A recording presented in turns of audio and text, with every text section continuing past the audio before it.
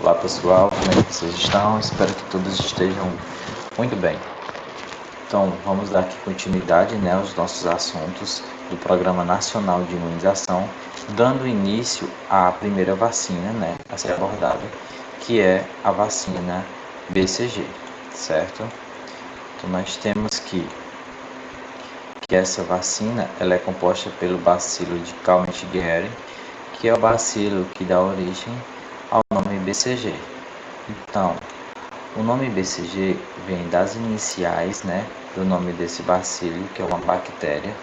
Esse bacilo ele é obtido pela atenuação, ou seja, pelo enfraquecimento de uma das bactérias que causam a tuberculose.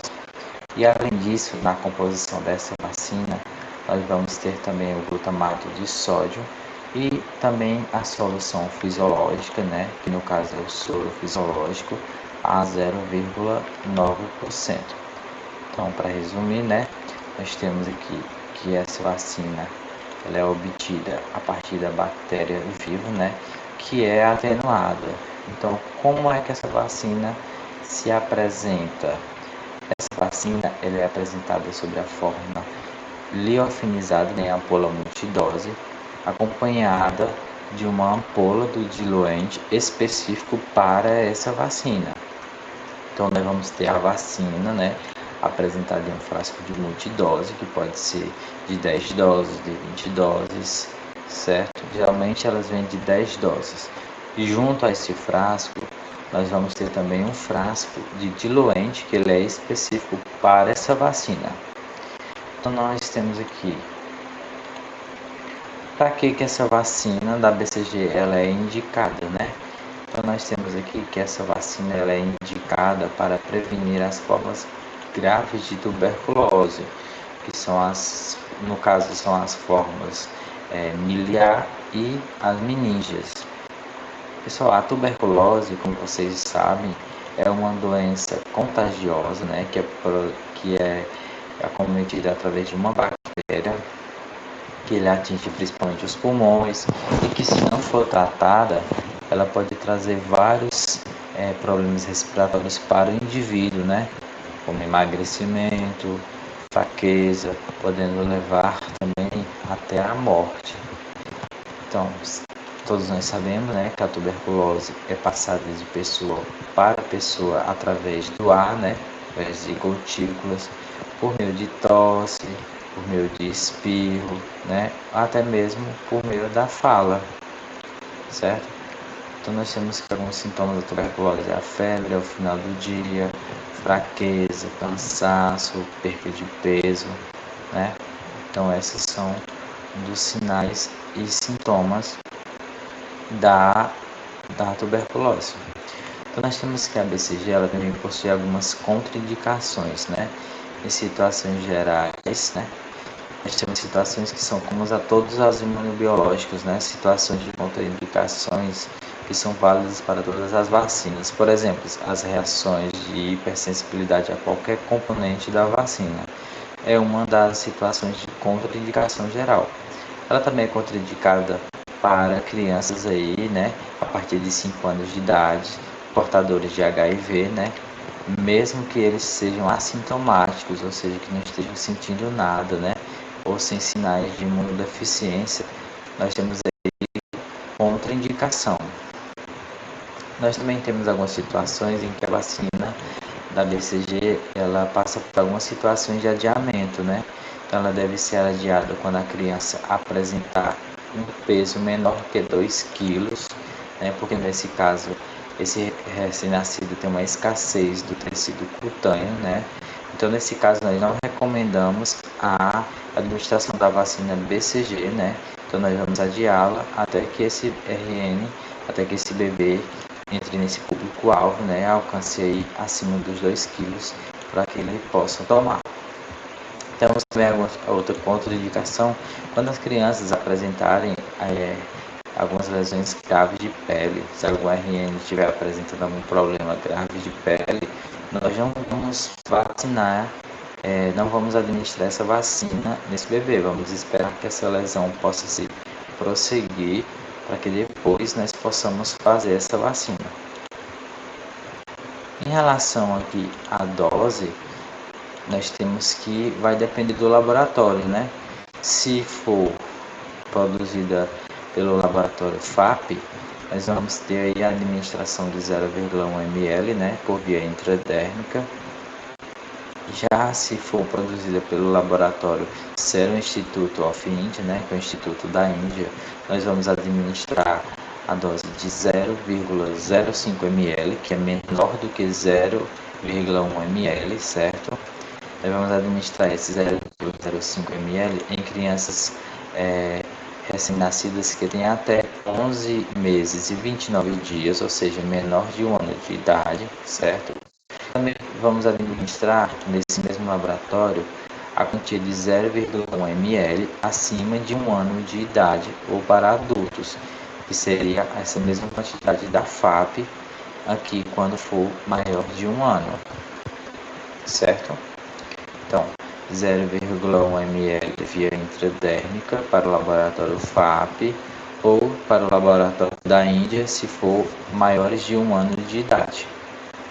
Já se for do laboratório da Índia para recém-nascidos ou RNs menores de 11 meses e 29 dias, nós temos aí a dosagem para eles de 0,05 ml, certo? Para quem tem dúvidas, 0,05 ml é menor do que 0,1 ml, certo, pessoal?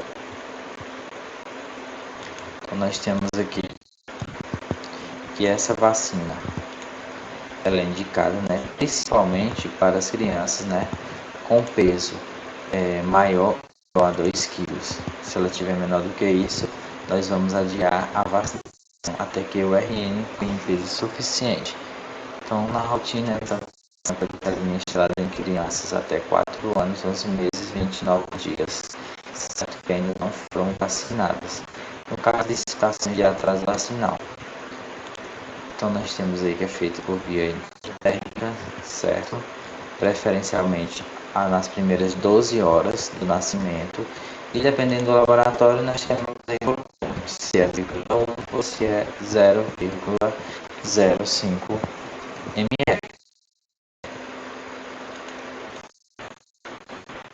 Aí só que essa vacina deve ser adiada, né, se o bebê tiver um peso inferior a 2 kg. Aqui eu trouxe para vocês como era antes da atualização que aconteceu no ano de 2009 em relação à vacina BCG. Essa atualização também para 2020, viu? Então nós temos que crianças, antes da atualização, crianças vacinadas com a BCG e que não apresentam cicatriz vacinal após 6 meses que tomou a vacina, eles deveriam ser revacinados apenas uma vez, mesmo que não apresentasse cicatriz novamente. Então, aconteceu mudança em relação a isso que a gente vai ver aqui na frente. Que nós temos aqui nas recomendações do BNI de 2019, que traz aqui na nota informativa número 10 de 2019, que fala exatamente das recomendações sobre a revacinação com a BCG, que em crianças que não apresentaram cicatriz vacinal. Como era antes, crianças vacinadas com a vacina BCG que não apresentaram cicatriz vacinal deveriam ser vacinadas após 6 meses, como essa vacina, e revacinar apenas uma vez, para a cicatriz vacinal, certo? Atualização, nós temos o que? Que crianças vacinadas na faixa etária preconizada que não apresentam cicatriz vacinal não necessitam ser revacinadas. Então, se a criança tomou a vacina hoje e não apareceu a cicatriz vacinal, se nós temos como provar que essa criança tomou realmente a vacina, nós consideramos como uma criança imunizada, certo? Quando não tem a cicatriz, não quer dizer que a criança não está protegida contra a doença. Então a gente considera sim como a caderneta que esteja preenchida, dizendo que ela tomou, se tiver no registro de vacinação, a gente considera como dose administrada.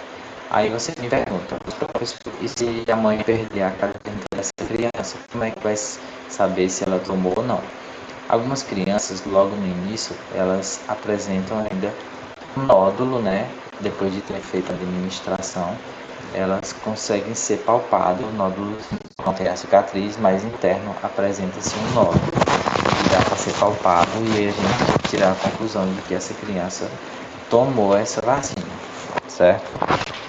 Então, relembrando aqui, com a nova atualização, se você fizer a vacina hoje nessa criança e daqui a 6 meses não apareceu a cicatriz vacinal, nós não precisamos mais revacinar a criança. Temos aqui algumas contraindicações, né? Que ela é contraindicada para gestantes e pessoas imunodeprimidas, caso elas tenham que receber. Também em pessoas hospitalizadas com comprometimento do estado geral, a vacinação, se for necessária, ela deverá ser adiada, depois que acontecer a resolução do quadro clínico desse paciente, certo?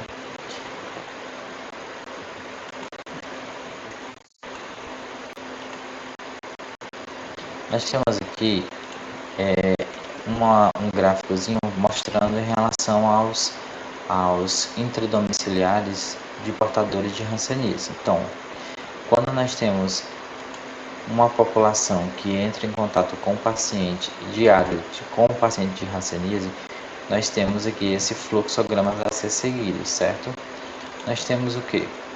Que crianças menores de 1 ano que não foram vacinadas, essas que são contato de hanseníase, devem tomar uma dose. Se é menor de 1 ano que foi vacinado, tem cicatriz, não precisa ser feito a outra vacinação. Se é menor de 1 ano e é vacinado sem cicatriz, ou seja, tem na caderneta que tomou, porém não apareceu a cicatriz, nós vamos fazer mais uma dose nessa criança, com intervalo de 6 meses após a última dose. Então, se a criança tomou ao nascer, se hoje ela tem 6 meses, então eu já posso fazer, porque é o intervalo mínimo, certo? Já para crianças aí que são maiores de 1 ano, que não tem nenhuma comprovação, né? Não tem nenhuma cicatriz, nós vamos fazer uma dose. Se for maior de 1 ano, que tem uma dose, né? Então a gente vai fazer mais uma dose nessa criança, vai ficar com 2 doses, lembrando o intervalo de 6 meses. Também nós temos crianças que sejam vacinadas aí com 2 doses, né? Se ela já tiver 2 doses, ela não vai precisar tomar outra dose. Então é importante lembrar isso. Se já tem 2 doses, a gente não faz outra dose não.